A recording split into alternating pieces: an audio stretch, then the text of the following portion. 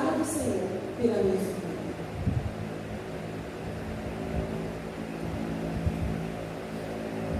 O que vocês têm entregado? O que vocês se esforçaram para fazer pela sua família? O que essa mãe entregou para ver o filho de volta no altar, Senhor? Hein? Qual é o nome dela? Eu esqueci. Dona Maria do Carmo. O que você tem? O que a senhora tem entregado para ver seu filho de volta? O que nós temos entregado? O que eu, Ana Cristina, tenho entregado para ver meu irmão mais velho rendido aos pés do Senhor? O que você tem entregado, igreja, pela sua casa, pela sua família, pelos seus filhos, pelos seus entes queridos, pelo seu esposo, pela sua esposa? O que você tem entregado pela sua família? O que você pode entregar hoje, meu irmão, pela sua esposa? O que você pode dar pela sua família? Me diga. Aí o Senhor me trouxe algumas coisas à lembrança e nós vamos sentar, irmão.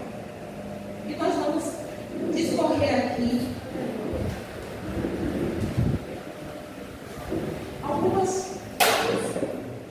episódios reais que aconteceram e que a gente pode tomar como um exemplo prático para as nossas vidas. Oh, Jesus. Aleluia.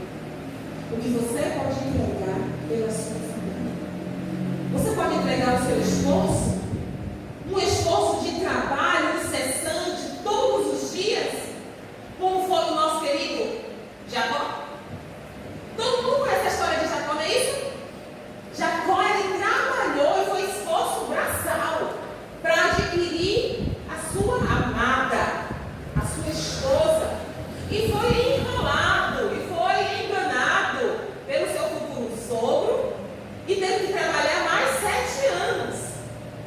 E trabalhar dobrado. Por que tinha que trabalhar por ele? Porque ele já tinha que assumir ali uma esposa que não era a que ele queria. E tinha que trabalhar pela outra que ele de fato queria, mas ele não tinha recebido do seu sogro. Foi enganado. Fruto de uma consequência de uma semente que ele plantou atrás. Mas voltando para a família, ele teve que pagar o preço, literalmente. Ele teve que trabalhar firme e dobrado para adquirir a amada dele. Ele podia se contentar já com aquela. Ele não queria ver uma família, mas ele amava. E ele, não, eu vou trabalhar, porque eu quero essa mulher. Eu quero que ela seja a mãe de meus filhos. E ele trabalhou novamente por mais 7 anos pela sua amada. Um trabalho incessante, todo dia, debaixo do sol, porque ele queria a sua esposa. E você, esposo, e você, esposa, estão trabalhando incessantemente pelo seu esposo, pela sua esposa? Você está trabalhando, Caio? Né? Porque assim, o propósito é casamento. E aí nós precisamos trabalhar para isso. E o que você tem entregado para que o Senhor te dê essa esposa? Ninguém vai te enganar, não. O Senhor ele vai te dar. Mas o que você tem entregado? E contrapartida, e você, irmão? O que você tem entregado? Porque ele não tinha casado ainda. Ele ainda ia formar a sua família, mas ele já estava levando para trabalhar 7 anos por ela ou por ele. E aí depois ele tem que trabalhar mais 7. Vai passar. O que você tem entregado pela sua esposa, pelo seu esposo? No caso aqui, ele ia adquirir a vida da esposa. Mas você que já tem o seu esposo e a sua esposa, o que você tem feito? Você tinha um dia de jejum por ela? Por ele?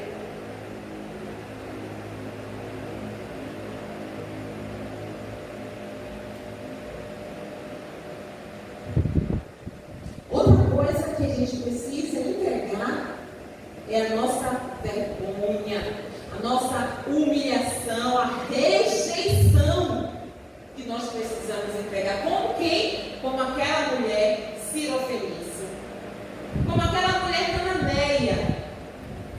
Ela era cananeia, mas ela foi até Jesus para pedir por quem?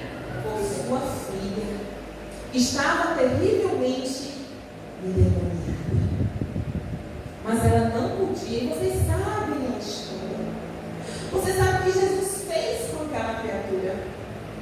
Mas ela entregou a vergonha. Ela disse: ó, não quero saber, vou passar vergonha, mas eu vou, porque eu sou digna. Mas eu vou passar humilhação, mas eu vou, porque eu estou pedindo pela minha filha.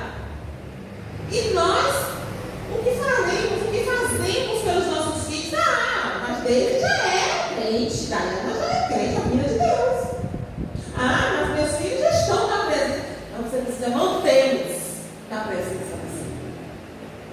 Mas ele já é de maior, Deus é de maior. Mas hoje, o dia de quarta-feira, culto da família, eu oro e apresento a minha família, a minha filha.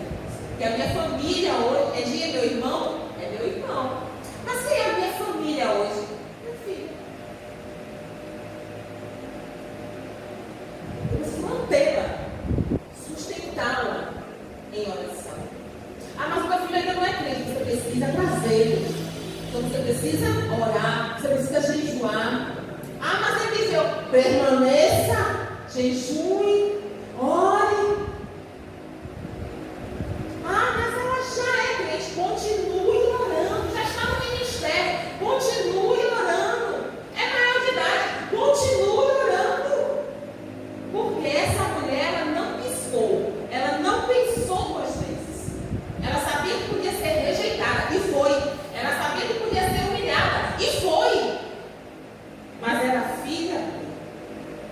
E hoje em dia, muitas vezes, as pessoas não querem parar para orar pelos seus filhos, para pedir, Senhor, que sustente, que liberte, que cure, que salve, para pedir que mantenha na presença. Sabe?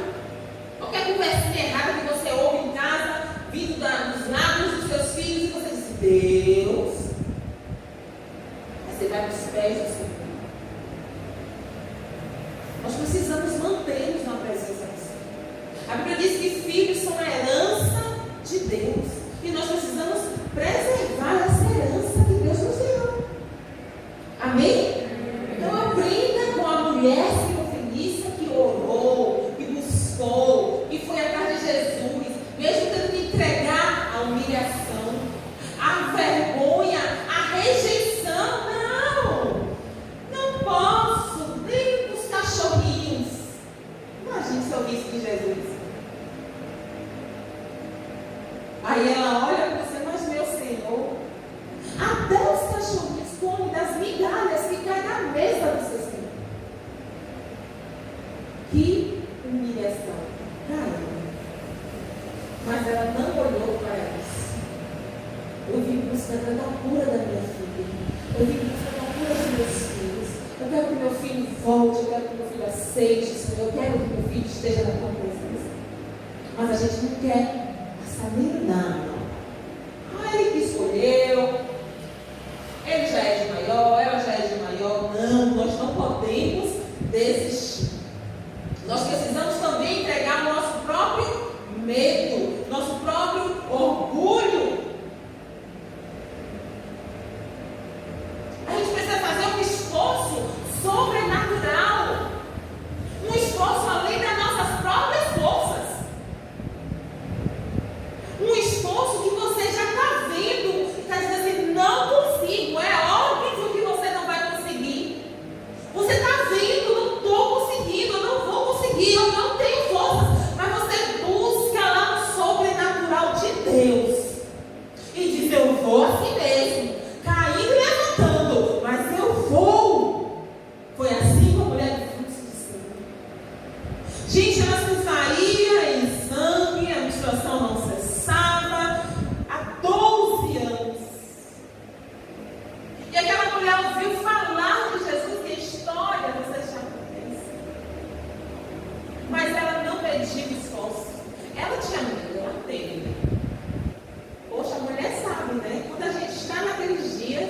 A gente não levantava da cama. É assim, não é, meninas? E a cólica? Daiana nem levanta, né? Nem vem hoje. Por conta disso. Mas muitas vezes nós precisamos nos atentar. Eu disse, meu Deus, a mulher devia ter esses dias para não ir nem trabalhar.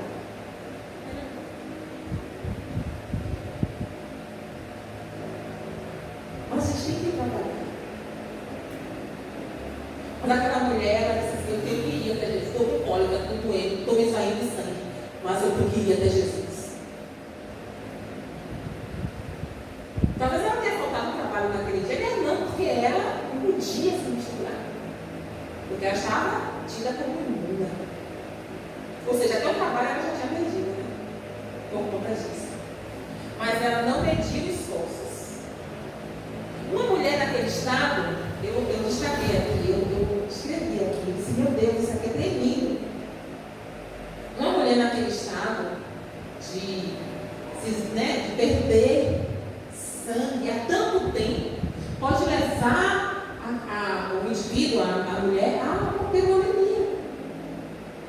Então, se ela já tinha 12 anos sofrendo de uma hemorragia, e a gente, por 2 ou 3 dias, já nos primeiros dias, a gente já fica toda molinha, toda, meu Deus, aí um incômodo terrível. Eu deitava no chão, quando eu não aguentava de dor. Imagina aquela mulher. E a Bíblia fala que ela já tinha gastado todos os recursos dela. Ou seja, ela era mulher de posse. Mas ela foi até Jesus. Com todo o cansaço, com toda a tontura. Por quê? Porque ela com certeza já estava em uma anemia. E a anemia, ela traz como consequência vários sintomas. Por exemplo, palidez na pele, cansaço, isso é real, falta de apetite, dor de cabeça, tontura, falta de ar, dor no peito, vontade de comer coisas estranhas. A anemia causa isso. Só que esses sintomas são iguais a tantos outros, de outras enfermidades, de uma gripe, né? Então, ela já estava há tanto tempo, ou seja, ela já estava anêmica, ela já estava fraca, mas ela não mediu esforços para ir ter com Jesus. Ela já estava, como foi ali, com tontura, mas ela foi. A Bíblia relata que ela tocou nas vestes de Jesus na orla, por baixo. Ou seja, a minha ideia é que ela foi rastejando. Chegou algum momento que ela já não aguentava mais ficar em pé. Então ela ia se arrastejando e deixava um rastro, né? Sujo. E já estava, podia estar toda suja. Mas ela não mediu esforços. Ela buscou força de lá do sobrenatural de Deus. E ela deixou de lado toda a vergonha. Ela deixou de lado todo o repúdio, porque ela podia ser ali chotada. Porque naquela época não tinha absorventes que podia esconder o fluxo. Porque aquelas mulheres usavam panos. E como era que ela fazia para jogar fora? Como era? Cheiro desagradável. E aquilo não cessava. Imagina aquilo ali, ela se rastejando, sol quente. Eu fico tentando conceber esse quadro, esse cenário.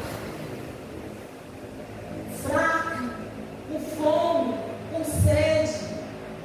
6 quilômetros aquela mulher andou para alcançar Jesus. Ainda bem que era uma multidão, e a multidão ela não anda rápido, anda devagar. Porque se fosse Jesus sozinho, ele ia rapidinho. Mas ela não mediu esforços. Ela deixou todo o seu medo para trás. E ela foi buscar Jesus por ela mesma. Por ela mesma. Ela não tinha filho, talvez a Bíblia não fala. Ela não estava indo buscar uma cura para o marido, para o filho. Ela não estava indo buscar uma cura para a mãe. Ela estava indo buscar para ela mesma. Isso nos nos faz lembrar, sabe o quê? Mesmo você tendo que orar pelo seu filho, pelo seu esposo, pela sua mãe, pelo seu, enfim, pela sua esposa, você precisa cuidar de você. Cuidar de você. Aquela mulher, ela não foi como uma mulher fenícia. Ela estava indo por ela.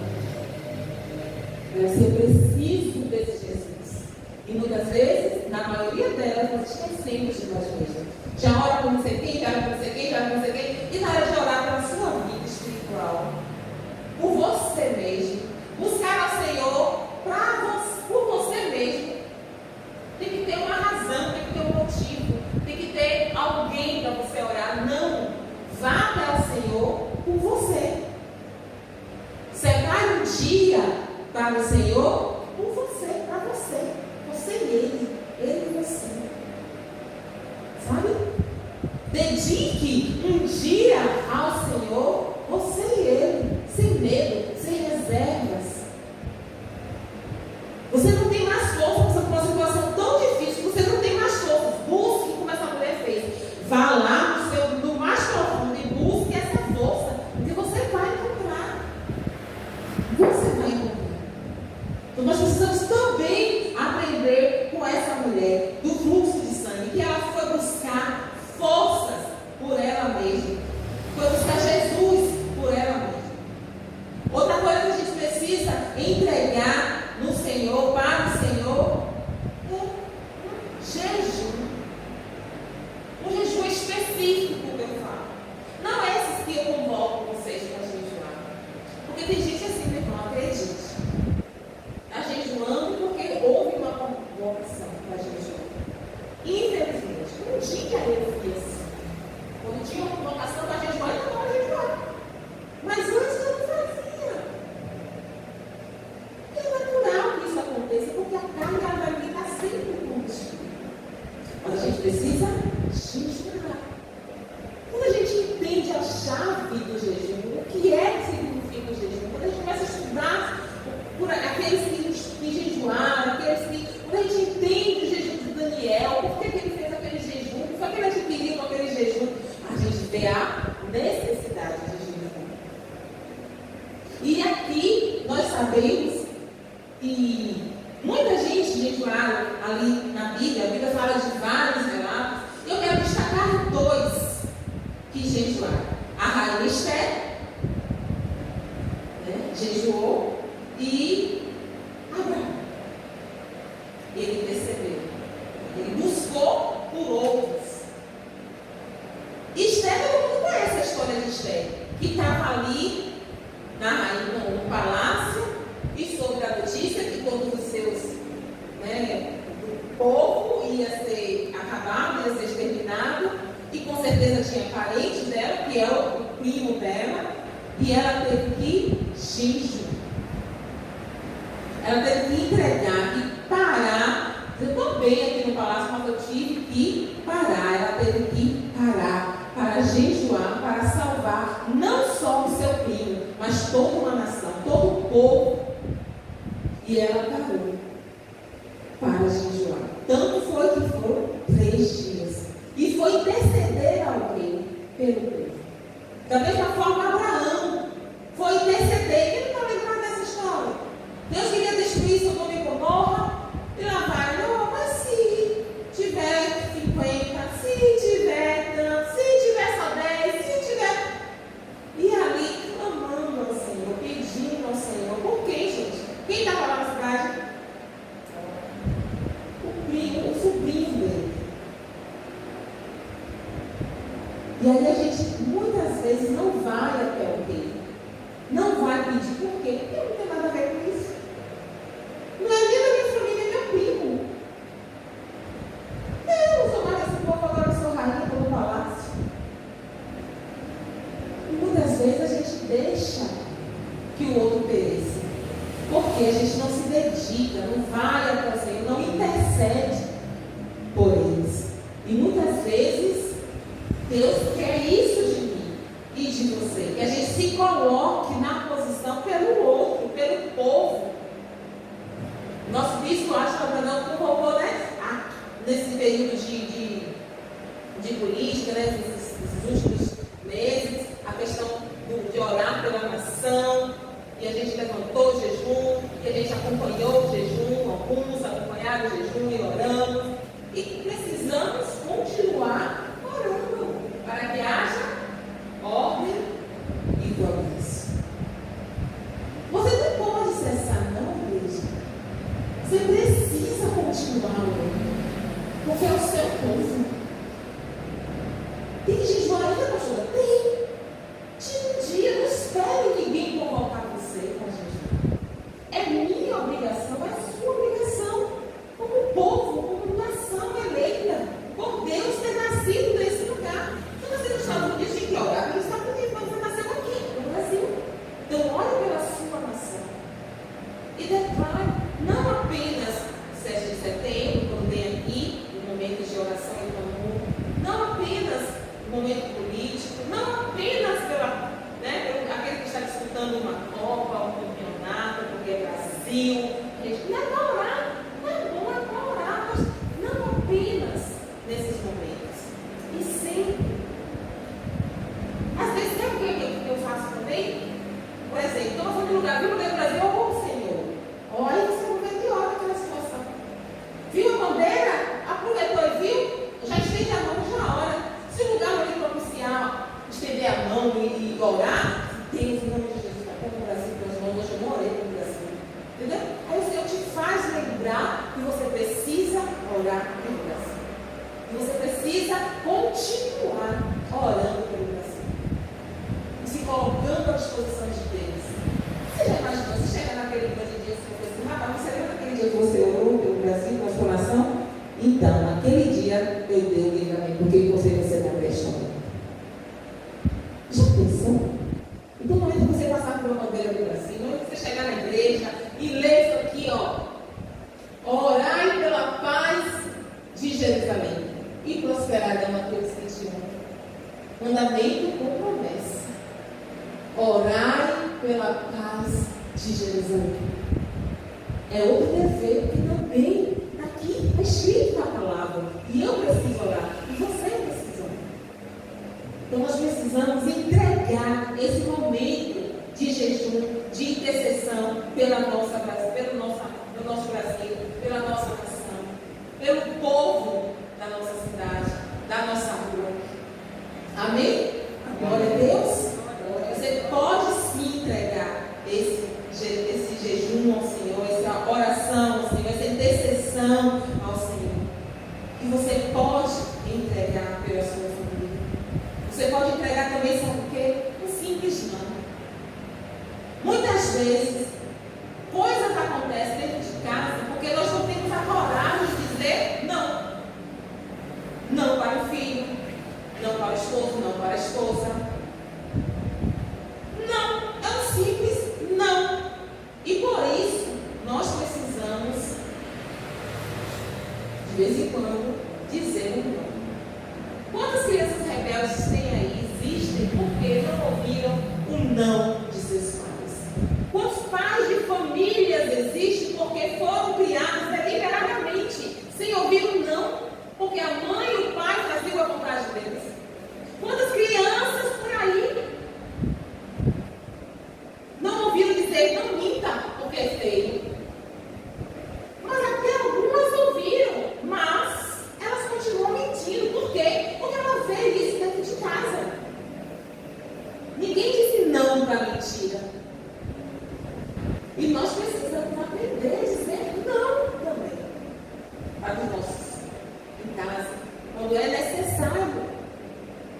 E teve uma pessoa que recebeu uma herança do Senhor, e todos conhecem também essa história, ali em 1 Reis 21, diz Nabote, a vinha de Nabote. Quem nunca viu falar nessa história? Né? E o rei Acabe, ele quis a vinha de Nabote. Ele foi lá e quis pegar a vinha, me dê sua vinha, eu como sua vinha, eu pago pela sua vinha. E Nabote disse não para o rei. Não, essa vinha é vinha de herança. Foi meus pais que deixaram para mim. E ele disse não para o rei, gente. Aí o rei disse assim, mas eu lhe dou o dinheiro que você quiser,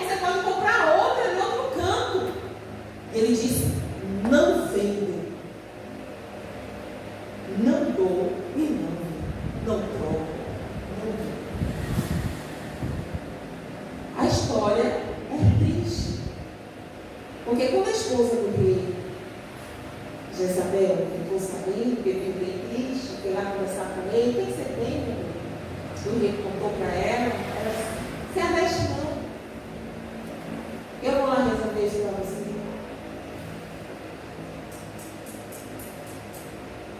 E depois é assim até hoje dentro de casa. Quem manda no marido, a voz é a maior e a bela dentro de casa. O espírito de Jezabel continua, permanece. E se assuste mais ainda. Às vezes, em lares cristãos. Isso é terrível.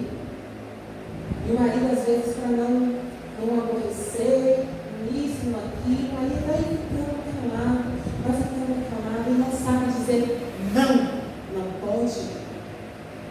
Não sabe colocar, não estou dizendo para bater, não estou dizendo para brigar, não, tem que saber colocar cada um no seu lugar. E muitas vezes a falta do não dentro dos lares traz esse tipo de coisa. Filhos mandando em paz, com voz altiva, brigando, falando alto. Por quê? Porque não ouviram não. E com Jezabel, e Acabe não foi diferente. E ela foi lá e fez a proposta, e ele não aceitou. E o que foi que ela fez? Levantou porque conhecia das leis judaicas, arrumou duas testemunhas, fez com que blasfemasse contra, falasse mentiras, enfim. E aí, Nabote morreu, foi assassinado por isso. E a filha ficou para o rei. Mas ele morreu em paz. Por quê? Ele disse não, na hora certa. Mesmo que nos custe a vida, nós precisamos dizer não para as iniquidades. Nós precisamos dizer não para as mentiras. Uma mentira pode acabar com uma pessoa. Pode denegrir a imagem da pessoa. Denegrir não pode deixar suja a imagem da pessoa. E se aquela outra pessoa não conhecer aquela que está sendo levantada falsa contra aquela pessoa, a imagem dela fica suja pro resto da vida.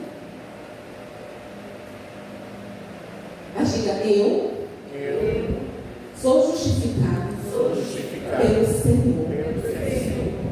Quem nunca recebeu um falso âncora? Sendo você inocente na história. Eu já, quantas vezes. Mas quem me justifica, quem te justifica é o Senhor. E você segue em frente. Foi mentira? Siga em frente. Diz que você roubou? Siga em frente. Diz que você não fez o que devia ter feito? Siga em frente. Amém, igreja? Nós sabemos que o Senhor é o Pai da verdade. Nele não há mentiras. Nele não há sombra de variação. O próprio Jesus, meu Deus, o próprio Jesus, ele teve que dizer não algumas vezes.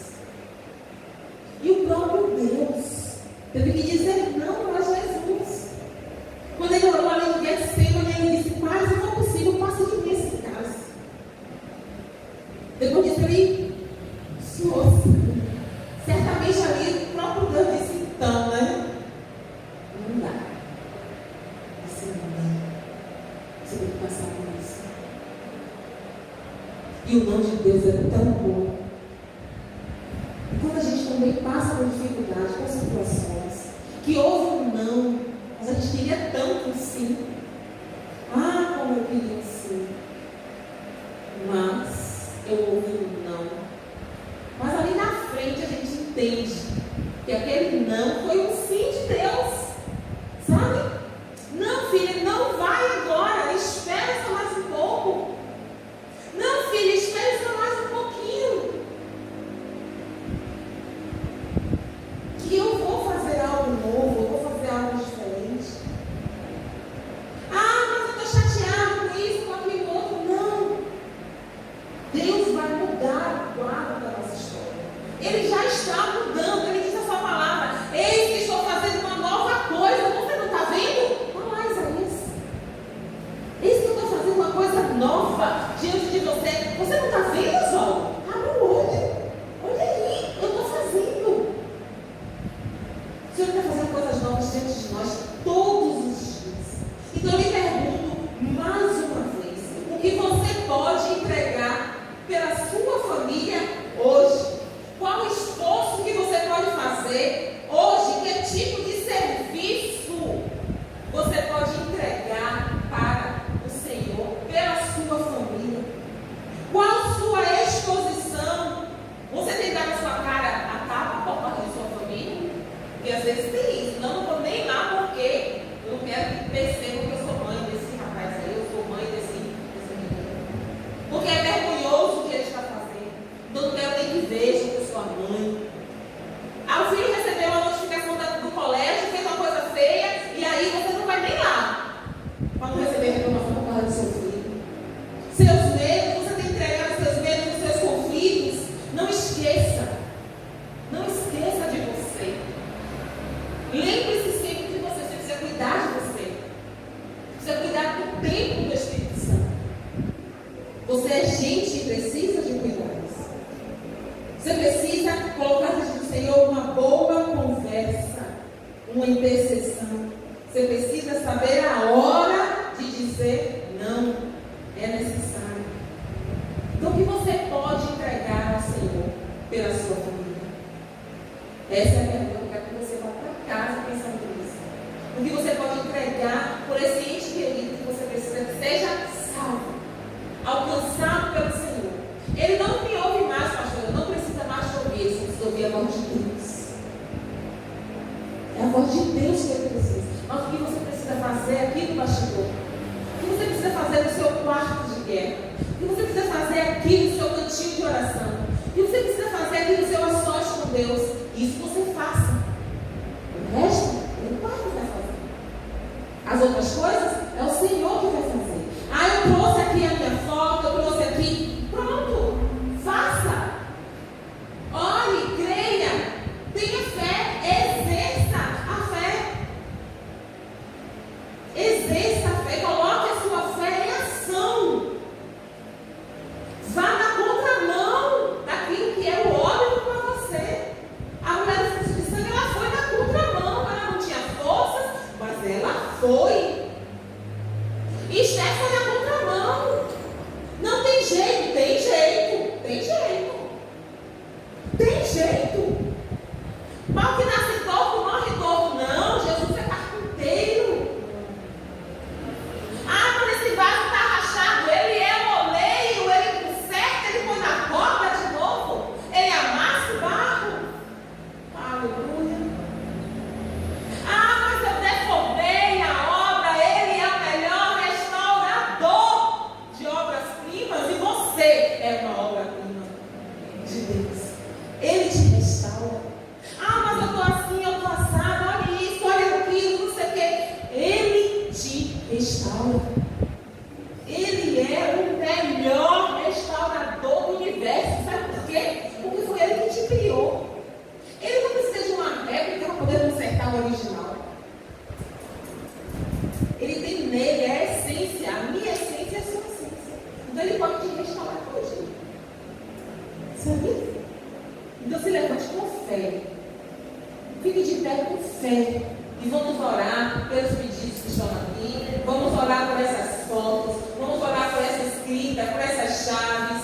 Vamos orar e dizer ao Senhor para Ele restaurar. Ele restaura. Ele restaura. Ele pode fazer. Ele restaurou o meu casamento, Ele pode restaurar o seu. Ele restaurou a sua família, consertou e trouxe. Ele pode restaurar o seu esposo, o seu filho, Ele pode. Amém? Estenda suas mãos para cá e com um clamor. Você não sabe o poder que tem o clamor. Mas no clamor, você vai orar. Se você que não trouxe também, você também vai orar aí, vai colocar diante do Senhor aí essa pessoa que você não trouxe uma peça de roupa, que você não trouxe a foto, que você não trouxe o nome. Você vai colocar aí agora diante do Senhor. E com a voz de muitas águas,